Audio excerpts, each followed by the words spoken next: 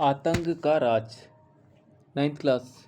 1793 से 94 तक के काल को आतंक का राज माना जाता है। रॉबेस्पियर ने नियंत्रण एवं दंड की नीति अपनाई। नंबर 3, गणतंत्र के शत्रु पादरी कुलीन राजनीतिक दल के सदस्य सभी को जेल में डाल दिया गया, गिलोटिन पर चढ़ा दिया गया। क्रांतिकारी न्यायालय द्वारा उन पर मुकदमा चलाया गया। कानून बनाकर मजदूरी एवं कीमतों का अधिकतम सीमा तय की गई। गोश्त एवं पाव रोटी की राशनिंग की गई। अनाज शहरों में सरकारी कीमतों पर बेचने के लिए मजबूर किया गया। सफ़ेद आटे के इस्तेमाल पर रोक। साबुत गेहूं से बनी रोटी बराबरी का प्रतीक मानी जाने वाली को खाना अनिवार्य कर दिया। संबोधन में बराबरी का आचार विचार। मानस्योर महाशय मदाम महोदय के स्थान पर सितोइन नागरिक सितोइनी नागरिक नाम से संबोधन। चर्च को बंद कर दिया गया। उनके भवनों को बैरक में या दफ्तरों में बदल दिया गया। रोबेस्पियर की नीति इतनी सख्त कि समर्थक भी त्राही त्राही करने लगे।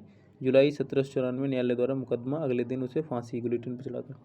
क्रांतिकारी डेसमोलिन्स पत्रकार तथा रोबेस्पियर तुलना।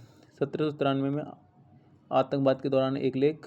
कुछ लोगों का मानना है कि स्वतंत्रता एक शिशु के समान है जिसे परिपक्व होने के लिए अनुशासन की व्यवस्था से गुजरना आवश्यक है। सत्य कुछ और है। स्वतंत्रता सुख शांति है, विवेक है, समानता एवं न्याय है, अधिकारों का घोषणा पत्र है। किसी को बिना कारण के फांसी देना मूर्खता है। 7 फरवरी 1794 को फांसी।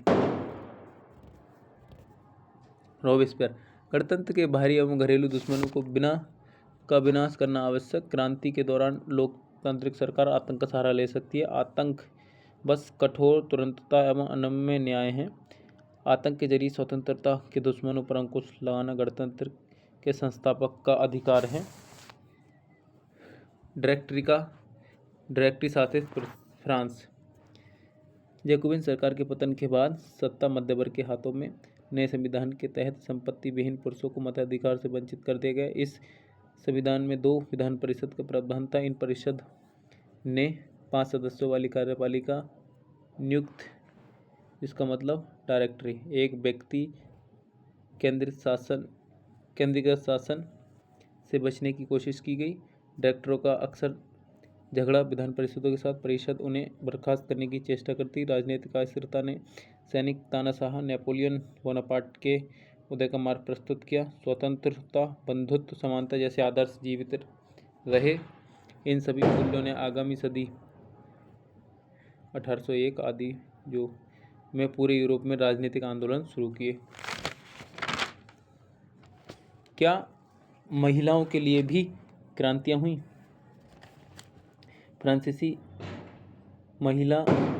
समाज में अहम परिवर्तन लाने वाली गतिविधियों में शामिल। महिलाओं को पूर्ण उम्मीद थी कि उनकी क्रांति से सरकार को उनके लिए कदम उठाने के लिए प्रेरित करेंगी। सिलाई, बुनाई, धुलाई, बाजार में फल फूल सब्जियां बेचने का कार्य महिला करती थीं।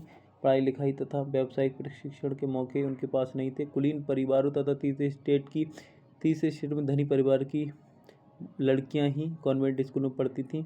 कामकाजी महिलाओं को परिवार तथा बच्चों का लालन पालन करना पड़ता था। खाना पकाना, पानी लाना, पाव रोटी के लिए लाइन लगाना, बच्चों की देखरेख करना। पुरुषों की तुलना में उनकी मजदूरी भी कम। अपनी हिमायत के लिए राजनीतिक क्लब की शुरुआत की। विभिन्न शहरों में 60 से अधिक क्लब अस्तित्व में आए। Society of revolutionary and Republic women सबसे महत्वपूर्ण क्लब। महिलाओं की प्रमुख मांग कि उन्हें राजनीतिक अधिकार पुरुषों के समान दिए जाएं। 1791 संविधान में उन्हें निष्क्रिय नागरिक का दर्जा मिलने से वे नाराज थीं। मताधिकार। नेशनल असेंबली में पदों की मांग। प्रारंभिक वर्षों में क्रांतिकारी सरकार द्वारा उनके लिए कानून लागू किए गए। स्कूल शिक्षा अनिवार्य। मर्जी के खिलाफ शादी नहीं। विवाह, स्वैच्छिक अनुबंध, व्यावसायिक प्रशिक्षण, भी ले सकती थी। नागरिक कानून के तहत पंजीकरण, तलाक के लिए कानूनी मान्यता, छोटे मोटे व्यवसाय कर सकती थी। फिर भी राजनीतिक अधिकारों को लेकर संघर्ष जारी था। आतंक राज के दौरान महिलाओं को क्लबों को बंद कर दिया गया। मताधिकार, समान वेतन के लिए आंदोलन आगामी सदी में अनेक देशों में चलते रहे। 19वीं सदी के अंत तथा 20वीं सदी के प्रारंभ में अंतर्राष्ट्रीय महिला अधिकार आंदोलन जारी। 1946 में फ्रांस की महिलाओं को मताधिकार प्राप्त हुआ। फ्रांसीसी महिला ओलंप दे गूज फ्रांस की राजनीतिक रूप से सक्रिय महिलाओं में से एक। उन्होंने संविधान पुरुष एवं घोषणा पत्र का विरोध किया। उनका मानना कि महिलाओं को मानव मात्र के मूल अधिकारों से वंचित कर दिया गया है। उन्होंने 1791 में महिला एवं घोषणा पत्र तैयार किया।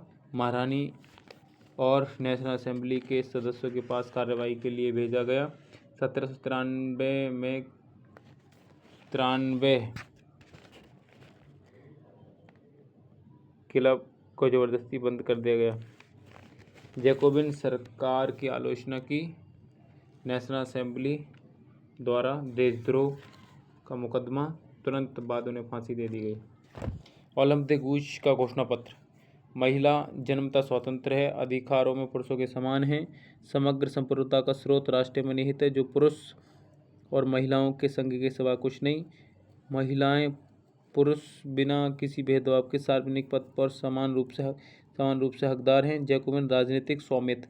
क्या प्रकृति ने घरेलू कार्य पुरुषों को सौंपे हैं? क्या प्रकृति ने बच्चों को दूध पिलाने के लिए हमें स्तन दिए हैं? प्रकृति ने पुरुषों से कहा है शिकार, कृषि, राजनीतिक कर्तव्य तुम्हारा साम्राज्य है। प्रकृति ने महिलाओं को कहा है गृहस्थी के काम, मातृत्व के सुख दायित्व यही तुम्हारे कार्य है। पुरुष बनने की इच्छा रखने वाली स्त्री निर्लज्ज है। क्या जिम्मेदारी को उचित बंटवारा नहीं हो चुका है?